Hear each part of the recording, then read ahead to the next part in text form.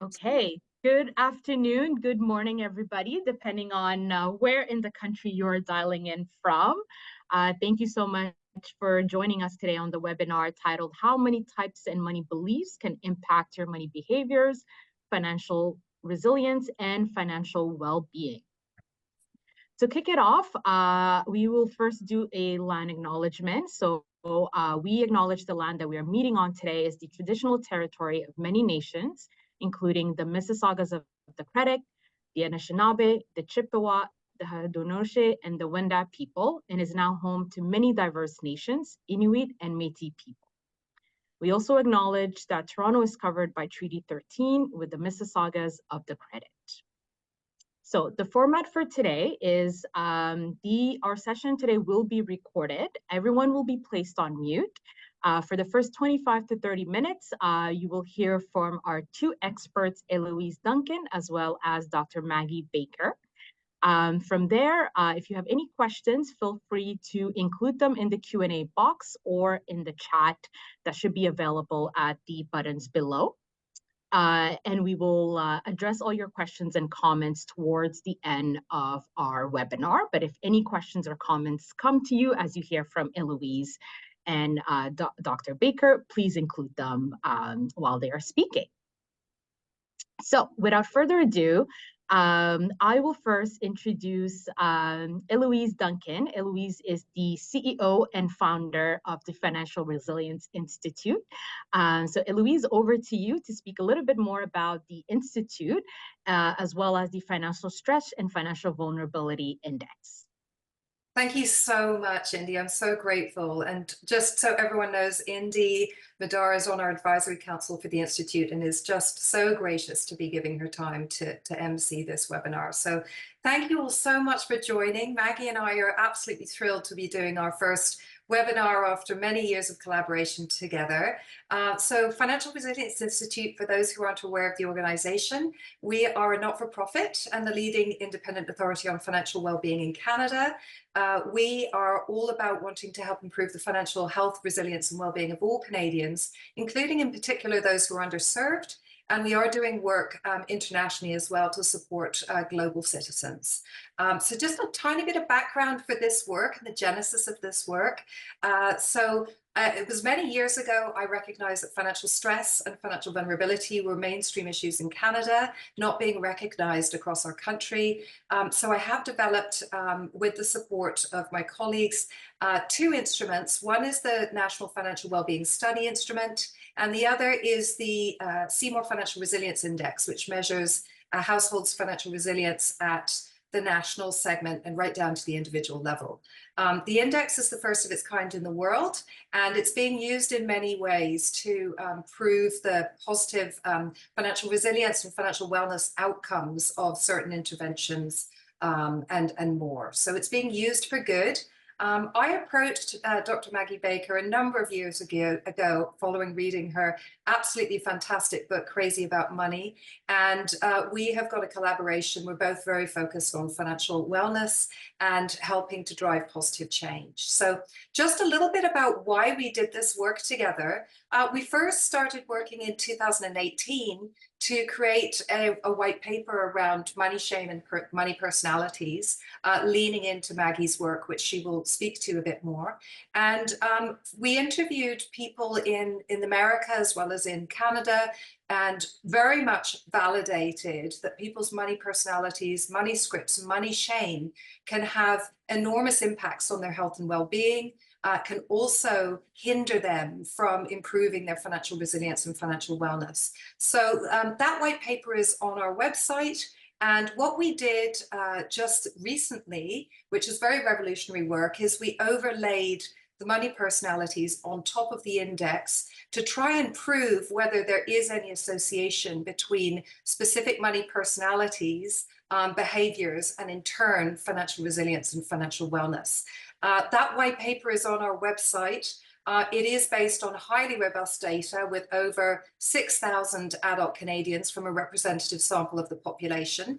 And we have two sets of data points, which is very exciting for us. So what we were able to do was very much validate that that basically money personalities do have an impact on financial resilience and also on financial wellness, with the data very, very consistent across two studies. So just a tiny bit more insight into that, specifically, and Maggie's going to talk a bit more about money personalities, but if you look at comparing two different money types, one was money avoiders and the other is savers. Money avoiders were much, much more likely to be extremely vulnerable and or to have high levels of financial stress. So with the money avoiders, only 30% of them were approaching resilience or financially resilient, with a financial resilience score of 50.01 to 100. And indeed, 33% of them were extremely vulnerable.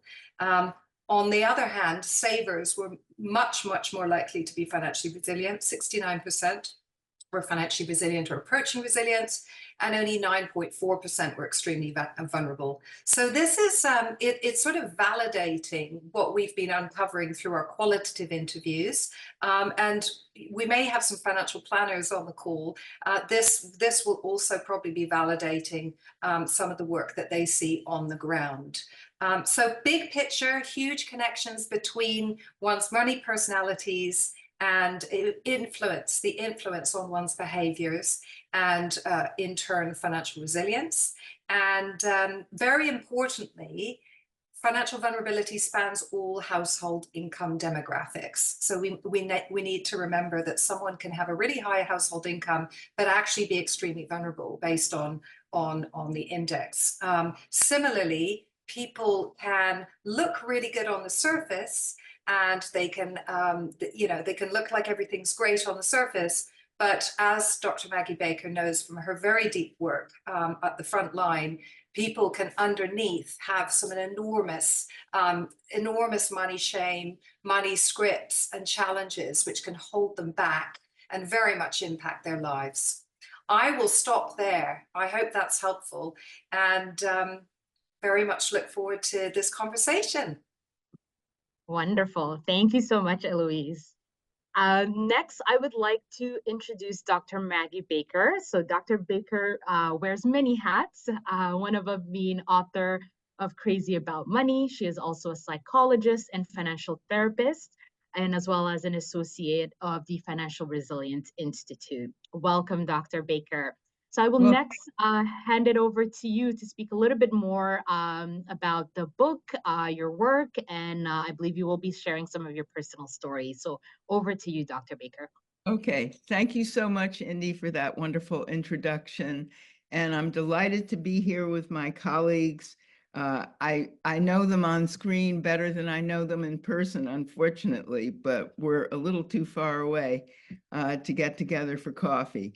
Anyway, one of the things that I want to start with, and I hope that the audience will perk their ears up at this, is for everybody, including you, Eloise, and Shauna and Indy and our audience, is to think of the first memory that you have of money. And just bracket that for a minute, but just try to bring it up, think about it in detail, and I'll tell you how it's going to be useful later. And just to give you an idea about what you might come up with, my first memory was my father would come home after work and he'd sit in this big, huge chair and money would fall out of his pockets and I would dive for the money. And he thought, maybe she ought to do something for that money. So what he set up was a game where he would throw a quarter at me, and if I caught it, I could keep it. And if I didn't, guess what? So you can probably get an idea of how my first relationship with money was going to go. And I want to relate back to what Eloise said about the importance of money personalities. And descriptively, I can think of anywhere from 6 to 10 different personalities, but there are 3 dominant ones that were used by the Institute in the surveys that I want to focus on because they're the most important and they're the most populated.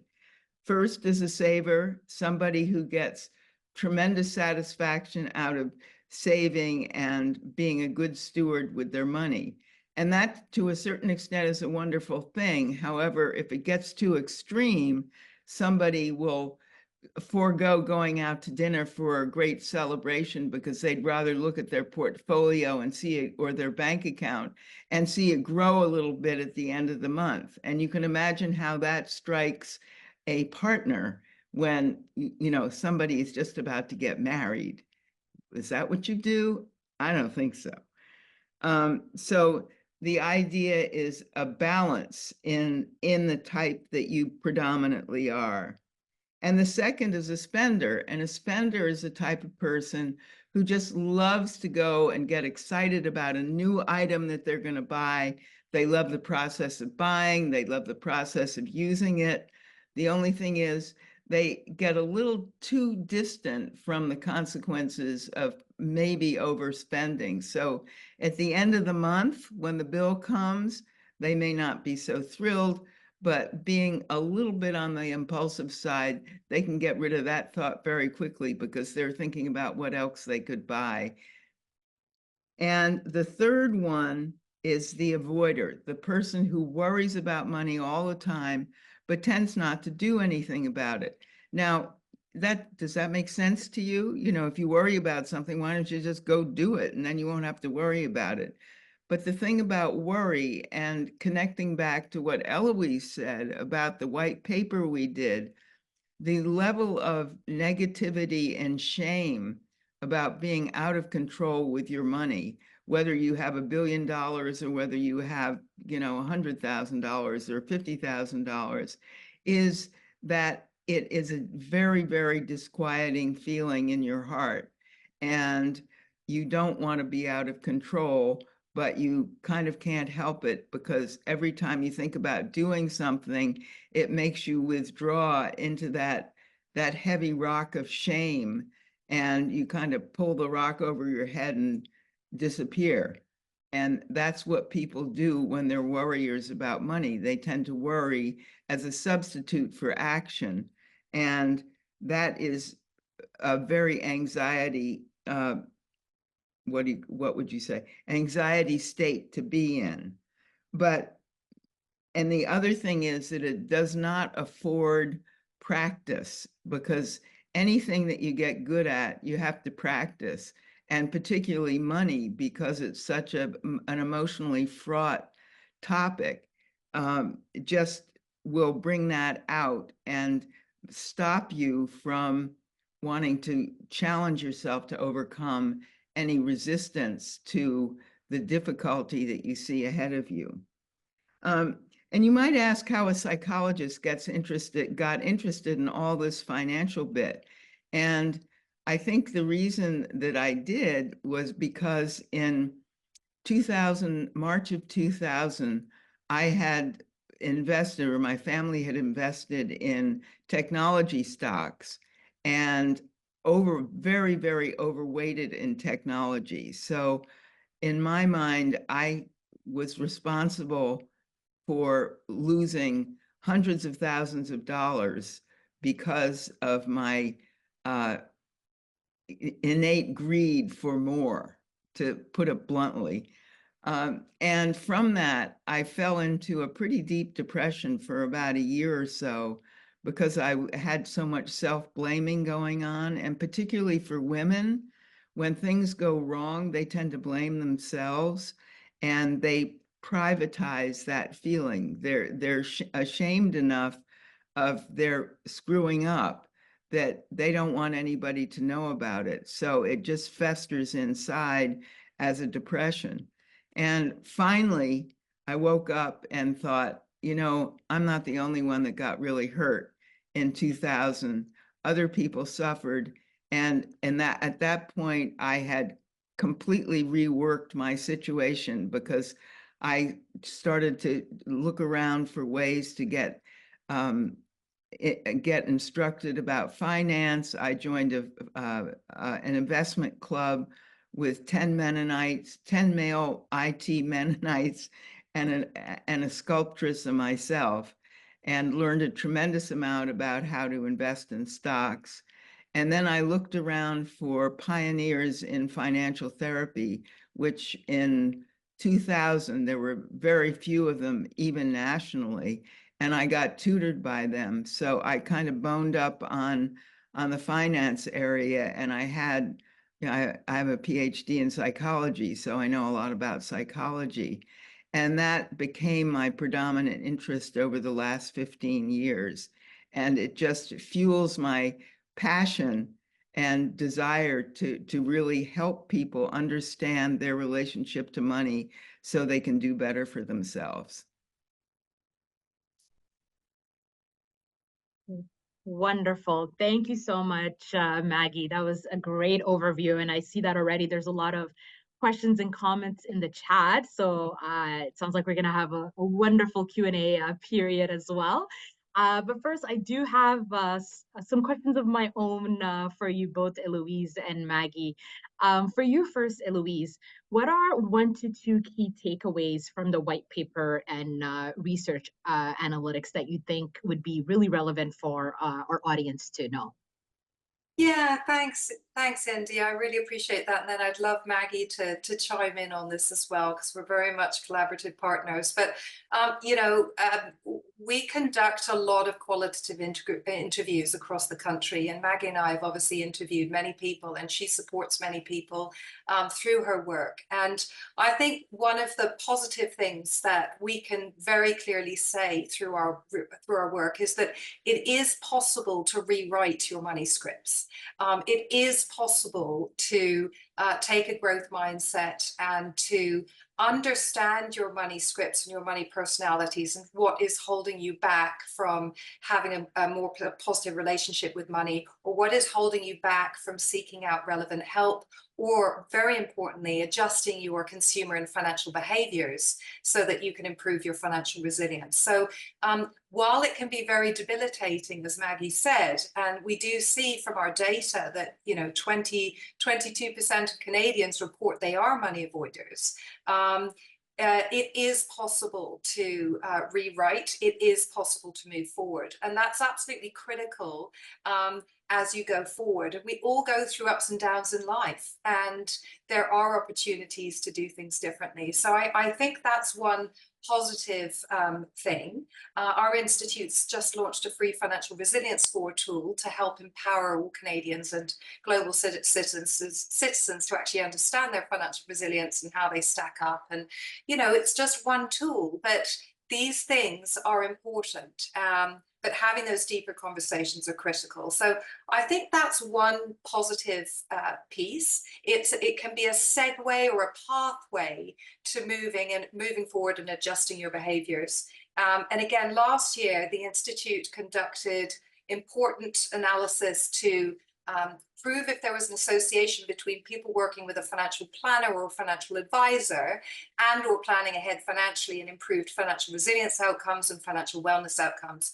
And there is indeed a very clear association there across all household income demographics. So financial planners and experts can have an important role in terms of influencing and supporting, guiding their clients to basically foster healthy financial behaviors and move forward. But it's very, very important to understand that we all have these nuanced beliefs and we all face challenges. And so I think that's the second point, is just coming from a place of empathy. Indeed. Maggie, is there anything you'd like to add? Yeah, and I was thinking that at least in this culture, I think there's always, not always, but there tends to be a taboo against talking about money in a very direct and honest way because of all of the cultural barriers. And so people have to get over that, number one.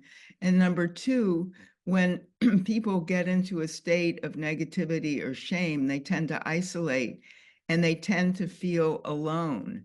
And there's nothing that is more destructive than feeling bad about yourself and feeling alone.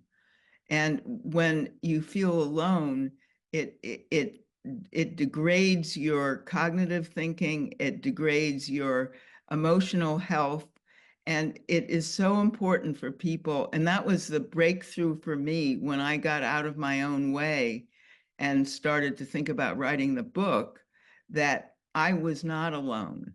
And up until that point, I felt, that I should live on an island by myself.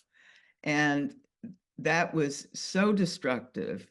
And that's what fed the depression. So I would encourage people, no matter how awful you feel at the moment, to reach out, because there are thousands of other people that are feeling the same thing. The only thing is that you don't know that, and you need to know that. And every time I've reached out, people thank me for reaching out, no matter, what state I'm in. And in a way, the worse I am, the more they can help me. And people have a natural empathic instinct to help other people. I think that's brilliant, Maggie. The only other thing I would say, just add to that before your next question, Indy, is just that we've been measuring the impact of financial stress on Canadians' physical health, emotional health, leading to isolation, productivity at work. The numbers are extraordinary, and there's a very clear association between financial vulnerability and deteriorated elements of well-being across every well-being dimension.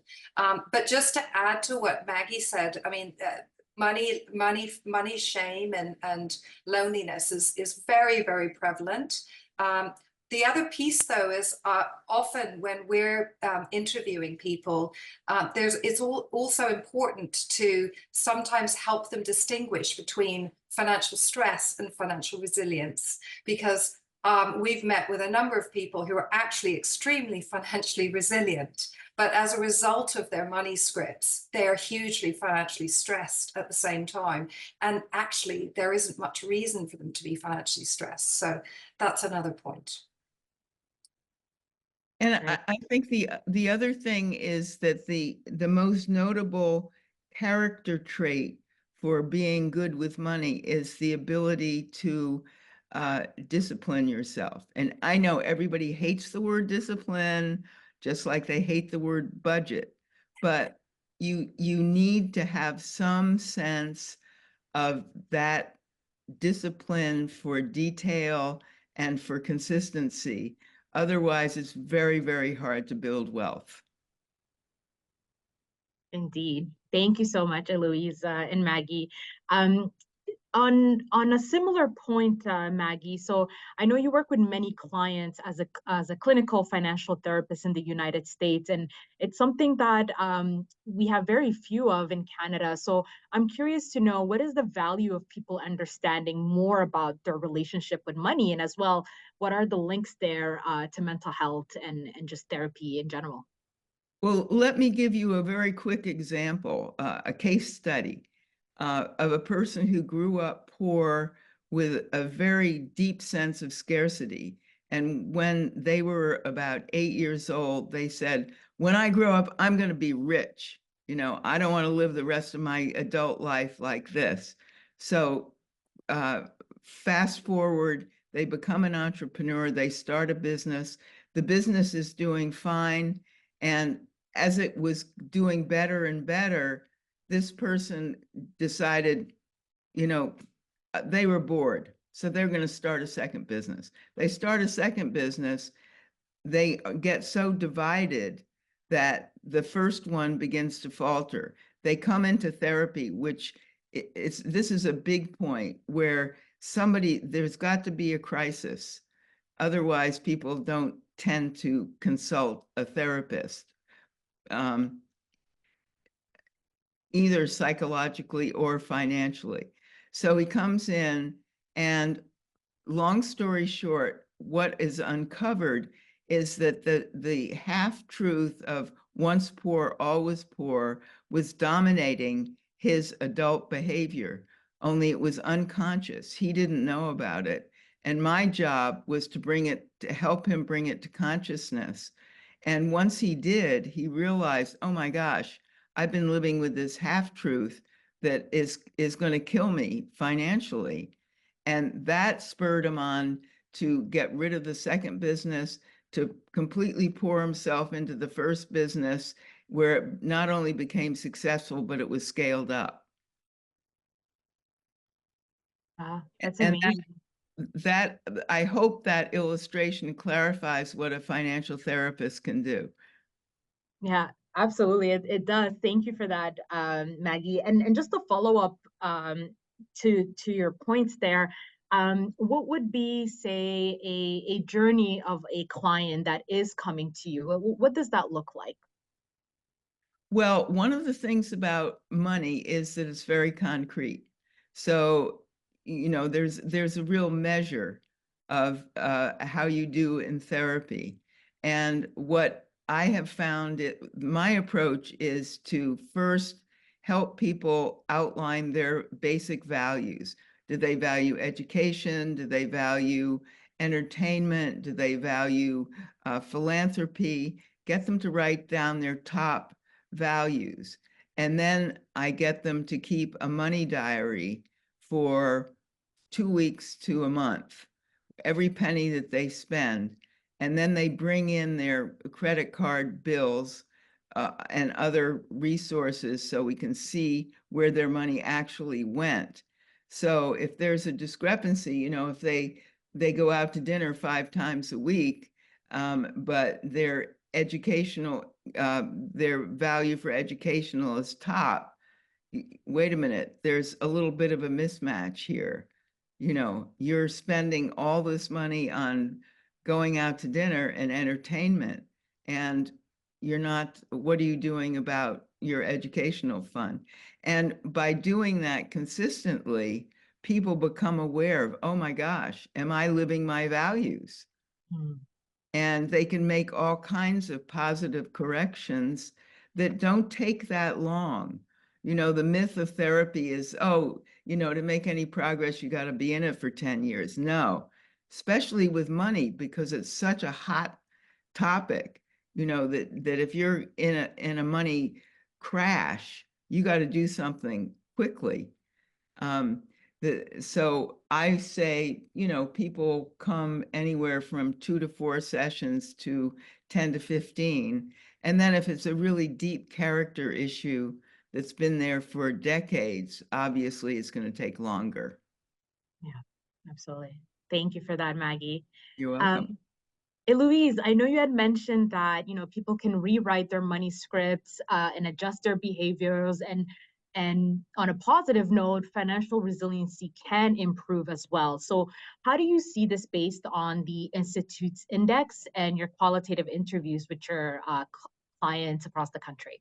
Yeah, thanks. Great question, Indy. So one of the things that we've been doing since I think 2020, actually, when the index was first launched, is we've been conducting longitudinal analysis. So what that is, for example, within a financial well-being study, we'll have a sample of about 5,000 people, and what we do is we track a subset of about 1,500 people who actually have answered the studies before, and we track how their financial resilience has changed and why. And so we do a lot of deep longitudinal analytics, and what that work has done and has proven time and time again is that financial resilience mobility is real. So within even a period of 4 months, someone can rewrite their money scripts, as Maggie and I were talking about. They can importantly adjust their financial behaviors. So for example, they can start planning ahead financially to save for long-term expenses or unexpected expenses or goals. They can start saving even a tiny bit. And we know that the cost of living is so high, it's very difficult for people to do that. But then they can seek out appropriate help or tap into their social capital. So what we see is that people can move forward and they can move up a segment and materially improve their financial resilience scores, which in turn can have a positive impact on their financial well-being and the well-being of them and their families. Similarly, people can slip back And, you know, Maggie shared her story. I mean, I have been a victim, like so many women, of divorce. And there are times where, you know, we do slip back and there are challenges that we have to face. So unplanned life events and unplanned stresses and shocks can have an impact and cause us to slip back. Similarly, by exhibiting less healthy financial behaviors, spending a lot more than we can afford, that sort of thing, we can slip back. So the essence is that financial resilience mobility is real. You can make real improvements, but leaning into the help and support of others, and as Maggie said, talking about money as best you can is very important. We have interviewed a lot of people across the country, and we see this in action. We see women who have been through divorce, who are now financially empowering themselves to take on a whole different money personality and build for themselves and their children. And they're very keen on also helping their children and modeling behaviors that will be positive for their children as well. So lots and lots of inspiration. But again, going back to that empathy piece, we're all making very difficult, complex life decisions and financial decisions. And this is complex, it's hard. And so again, coming from a place of empathy and taking baby steps is very important. And I do love what you say. I mean, we definitely need more Maggies in Canada. We need more financial coaches in Canada. And we need people to know that they can take baby steps, and that's okay, and that can move you forward. Indeed. Thank you so much. Maggie, is there anything you'd like to add? No, I mean, I think Eloise has covered the bases. I do. One thing I'd like to add before we switch over to taking questions is relating back to the first question I asked everybody and what their first memory was. And now that you know what a saver, spender, an avoider, or worrier are, can you relate your first memory of money to the type of money type that you feel that you are now? And just think about that and think about the ramifications. If for instance, you see yourself as a saver and your first memory of money had something to do with being frugal, you understand how powerful what you learn in childhood is on your adult behavior. Indeed. Thank you so much for that, Maggie. So a lot of questions to ponder over as we open up the Q&A. So let me just see here. So one of the questions that was asked from the group is, and this question is, I would say, is for both of you, Eloise and Maggie, does ADHD have an impact on people's capacity or capability to manage money? Great question. Maggie, do you want to take that first? It's a great question. I got to laugh at that because my oldest son and late husband were both very distractible and very, very ADHD. And just to give you an example, the person who helped us organize our finances, a bookkeeper, told my husband for 1 week he had to be very careful because his cash flow was low and he didn't want him spending any checks, making any checks or anything like that. Well, unbeknownst to anybody, my husband had been coveting getting a new car, and he decided at that point that he'd write an $18,000 check as a major payment for a car without telling me and without telling the bookkeeper. And that is probably the height of defiance and impulse that I've ever heard of. And the reason that would tie into ADHD is that many people who have it are impulsive, are distractible, but they're also don't like authority telling them what to do. They don't like anybody telling them what to do.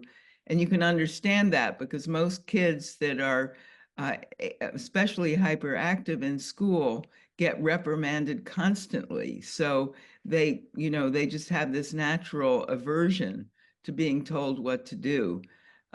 So it has a lot to do with money types and how somebody with ADHD treats money and how money treats them. And so I would just add to that to say that obviously there two things. One is, I think it's wrong, not wrong, but we have to be careful not to sort of put people into buckets. And, again, people who do have ADHD can be extremely focused and can be extremely good with their money as well. So that's very, very important. I think there's also been some very interesting work, around scarcity, however, and also around mental health.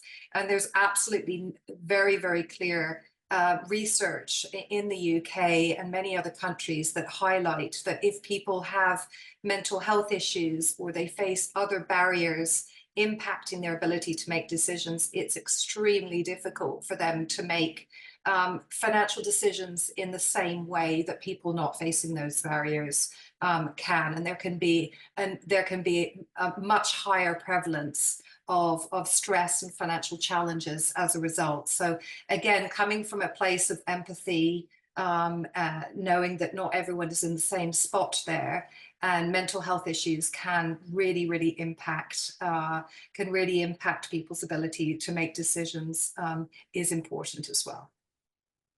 Yeah, indeed. Thank you, Maggie. Thank you, Eloise. So just a reminder for everyone, if you have any questions or comments, please include them in the Q&A in the chat box.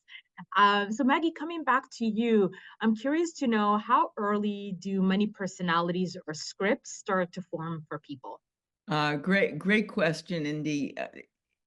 People learn about money on an emotional level from the atmosphere in their household, not the actual facts of money, but just they see their parents react to it in positive and negative ways, and then they put together their own version of what they perceive they hear.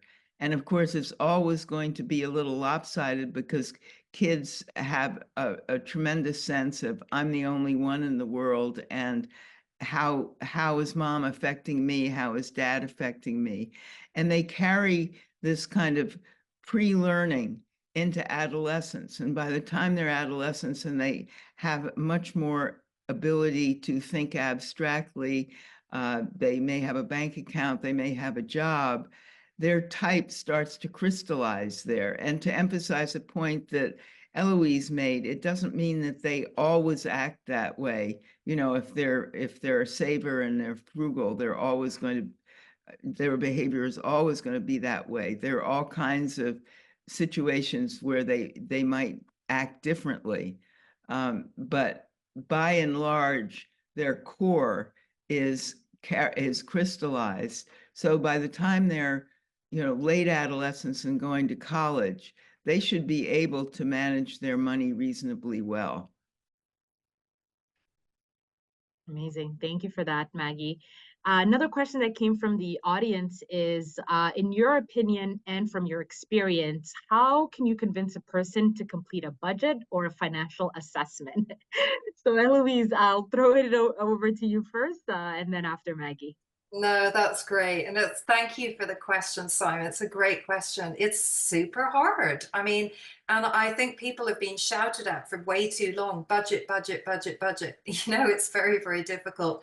I think, what we see from our data is that there is very high discipline by and large across the board with Canadians. They are working very hard to, despite the high cost of living and other barriers, to sort of be smart with their spending, whether or not they have an actual physical budget or not, to live within their means and to support the financial resilience and financial well-being of their families as best they can. There are people, and we see it qualitatively, that are very good with money, but absolutely hate budgeting. I would put myself in that bucket actually, and I'm very good at planning ahead financially and building my financial resilience. Am I good at budgeting or like it? Absolutely not. Hate it. Absolutely hate it. So I think it's very difficult to convince people. But what we see from our data is that families and individuals that, you know, are financially vulnerable are naturally doing this. They have to. They have to, and they are naturally doing it. It may just not be in the traditional banker way that that one would assume. Maggie, I don't know if you've got anything to add to that, more from your financial therapy perspective. Well, I think when people can't comply, there's certainly reasons for that. And, you know, just throwing information about budgets is not going to do it. It's going to make them more resistant. But I think what I would talk about is what you've mentioned a lot, Eloise, and that is empathy. Because when you expose a vulnerability to a financial advisor or even a friend, then the risk is that you're losing control, and nobody likes to lose control.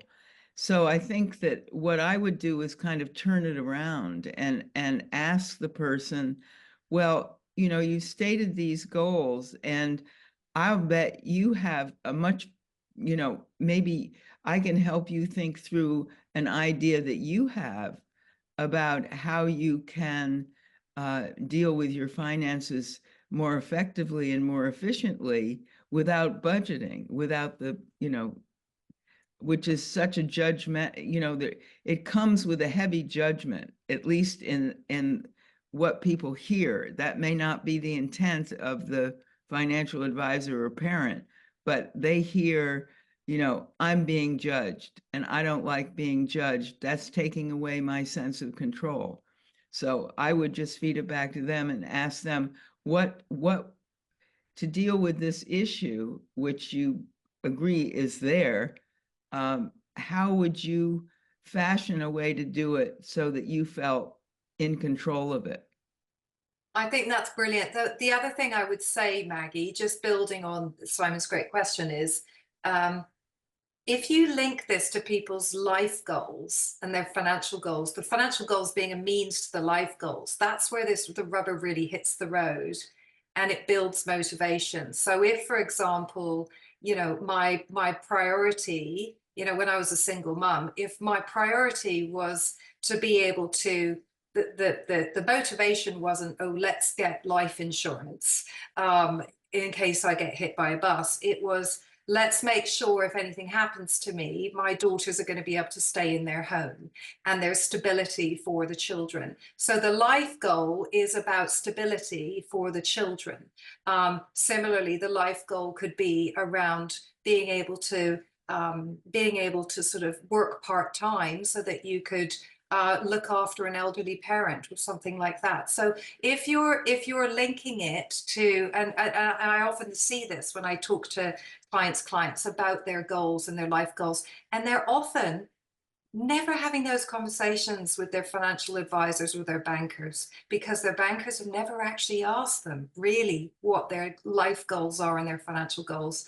So if you're lucky enough to have an account manager or a financial planner who does ask those questions, and then that's the connection that becomes the motivation to adjust your behaviors and again take those baby steps. But if you just start with, oh, you need to budget because it's the right thing to do, it's not going to fly.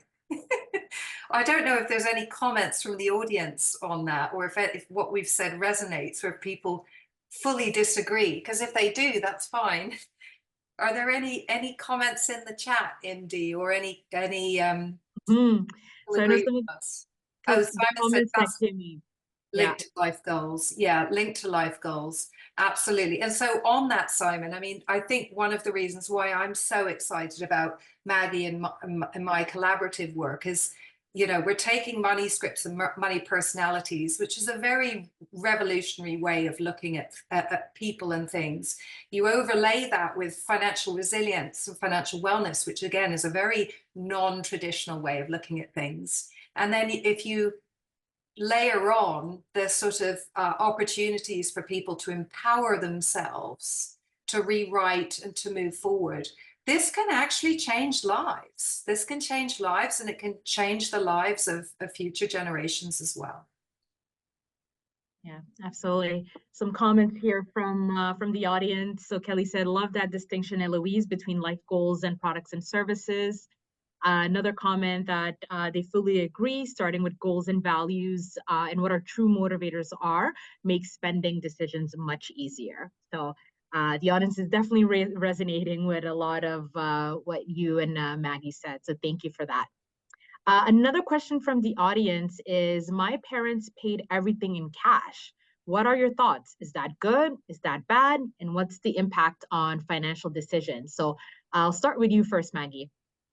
Well, it brings to mind one of the people I write about in my book, where his dad grew up poor and didn't trust bankers, didn't trust financial advisors, would pay everything in cash. And he, as a musician and trying to start a business, needed to invest in the business. And he was literally terrified of going to a bank and taking out a loan and doing something other than cash transactions. And I mean, he would wake up in the middle of the night and sweating. He was so nervous about it. And what we discovered was, you know, the again, the isolation that his dad experienced, like he had to do it all by himself, and the lack of trust of institutions or other people because they, quote, might take advantage of him, kept him in a cage. And once these memories of my client came to the surface, we were able to work them through, which in psychological terms, meaning that he was consciously aware of how that was affecting his adult behavior. He was able to let it go, was able to get a loan, and was able to facilitate his own marketing. It's amazing. Eloise, is there anything you'd like to add? Yeah, well, I'm just seeing from the chat actually that Steve Bridge is here. So Steve is an absolutely incredible independent financial planner, my financial planner. So Steve, thank you so much for being part of this. And you know, one of the things I wanted to just bring up as I saw Steve's name, which is sort of linked to the cash thing, but it's not, is just that I think another layer of this is you can obviously have couples that have very different money scripts and money personalities, and that can cause money fights and challenges in relationships. And, you know, if you have a fantastic financial planner like Steve with my husband and me, it's about being able to listen out for those money scripts and money personalities and accommodate for different approaches to money, but also potentially different values or goals that can come through in a conversation when a couple is building a joint financial plan, for example. But Steve actually did recommend that we have a little bit of things in cash, just to even see if we were sort of, you know, doing things appropriately in line with our slight budget, which is a sort of budget light-ish. But I mean, I think one of the things that's difficult nowadays is, you know, cash is not really used so much anymore. It's much more about tap, tap, tap. And, you know, I see it with my two daughters, and that's what makes it very, very easy to buy and buy those things on Amazon that you can't afford and all of that. So I do think there can be benefits of, and there can be benefits of cash in certain circumstances, including to, for your children, for example, to actually, you give them a physical $20 note, and for them to actually physically feel what it's like to have that and then not have that. It's slightly different from tap, tap, tap. I don't know if Steve's got any comments on that. He's the expert, is the financial planner. Thank you for that, Eloise and Maggie. So still some questions coming from the audience, which is great. Another question is, do you have any research on how mirror neurons play to keeping up with the Joneses? Ah, fascinating. No research, but we see it all the time through the qualitative interviews. And it's very, very difficult. You know, that there is a huge pressure to sort of keep up with the Joneses. We definitely see and hear of people buying, for example, you know, renewing that car on lease and getting the new lease every 3 years so that they have the smart car. And I think there is real pressure, and there's pressure for the children to be wearing the shoes that are, you know, not the cheap shoes, but the designer shoes or whatever. So the peer pressure does start quite early. And it can be very challenging. Maggie, I don't know if you've got any comments on that, just from your practice. Well, I have to laugh because to my ears, the fact that Canadians struggle with keeping up with the Joneses, because all the Canadians I've ever met are so laid back and so seemingly non-competitive, and not that way at all. Oh, And great. I have to laugh that in this country, everything that we do is magnified tenfold in my mind when I compare certain traits of other countries. And keeping up with the Joneses, especially living in affluent areas, it is an incredibly powerful dynamic. And I've worked with a lot of these families who look very, very rich and prosperous, and they're in debt up to their ears. Yeah, yeah, yeah. No, I think it's an excellent point. And I don't want to put all people in one bucket, because you know, we see a lot of creativity in Canada as well. We see a lot of people moving house, moving province to make things more affordable, adjust their jobs, you know, buy clothes secondhand. So there's a lot of creativity. Again, it's important not to put everyone in one bucket. But we do live in a difficult consumer world, and I think that pressure can be debilitating for some people, particularly women. I think it's, you know, it's hard for women. Well, men may not appear that way, but when they're challenged, when their ego is challenged, you know, they'll want to go out and buy a muscle car. They just spend fewer items and more technical type, you know, that will facilitate their ego balance. Mm-hmm. Thank you, Maggie. Thank you, Eloise. A comment here from Steve is, so Steve is agreeing with you. Yes, Maggie, comparison is the thief of joy, and wanting and buying more expensive stuff is an unwinnable race. So there will always be someone that has a better car than you, house, vacation, etc. So it can be a never-ending race as well.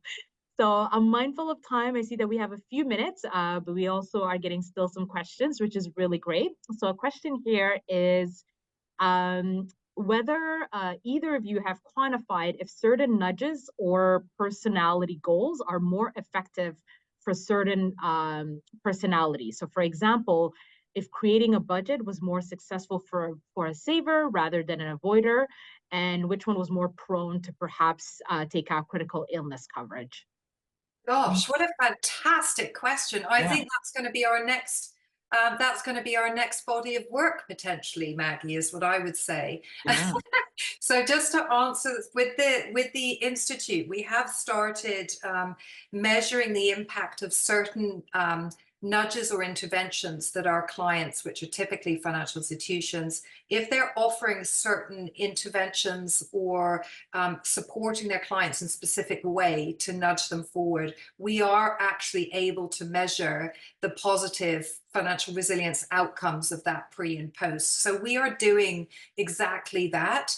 But what we haven't done yet, Maggie and I haven't yet created sort of thinking or a toolkit or a potential segment, I would call those segment focused nudges that are relevant for a particular money personality. And I think that actually would be, again, very revolutionary work. I'd be very interested to know what the financial planners and others in joining this session would feel, because maybe that some of that work is being done instinctively.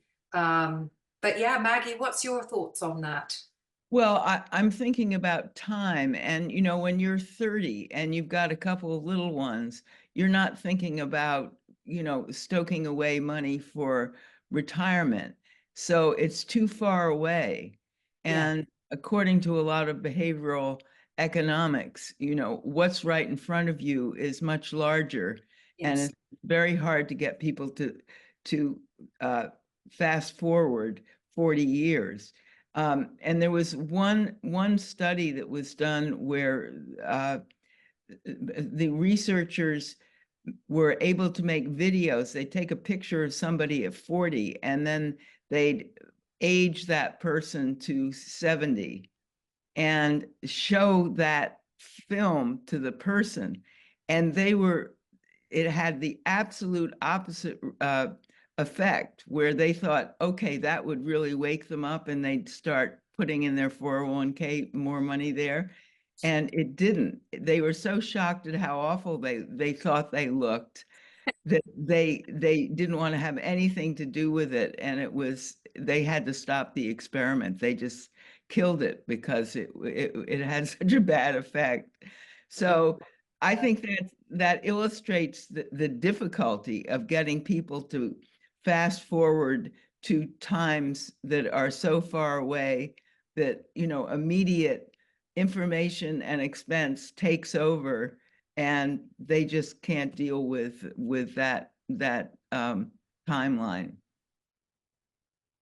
Yeah, I think that the timeline piece is absolutely key, Maggie. You're bang on. But I think also just it's quite a difficult question actually. Now I'm thinking about it, because we can also, while we're making parallel lots of different trade-off decisions all at the same time, we can also exhibit more than one money personality at the same time as well. So you can be a saver at the same time as being a sort of spender pleasure seeker in certain ways, and those two things can run in parallel and they can change over time as well. um, I think people, from my experience, people can also they can be really inspired by people they admire and what they're doing right, but they can also very interestingly deliberately overcompensate and try not to be how their mother was or their father was. So I think the nudging and support piece is very interesting, but linking into sort of influencing, peer influencing, and inspiration and stories can be just as important as sort of the rational, this is going to be the benefits of doing X, Y, Z. And again, linking back to the life and financial goals, that can be motivating. Well, and one other thing I'd like to add is that very, very often people are able to do more for their loved ones, their aging parents, their kids going to college, and that they can do that to an extreme where they end up bankrupting themselves emotionally and possibly financially. And I think that especially for women, this is an issue where they have to, you know, love your neighbor and yourself. But if you don't love yourself, you're not going to love your neighbor very well.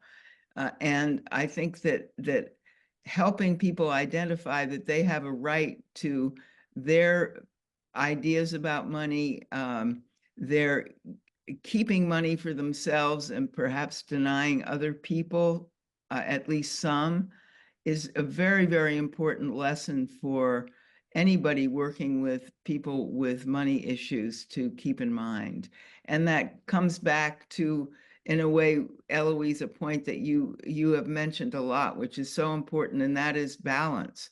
That even if you're a saver, sometimes you'll spend, or sometimes you'll get very moral about your money and you'll be a money monk. There are all kinds of varieties that you can think of. But balance and authenticity with your money, I think, are the most important things that hopefully we have or one of the most important things we've imparted today at this seminar. Absolutely. That's a lovely place to wrap up. So thank you so much, Maggie, and to Eloise for joining us today.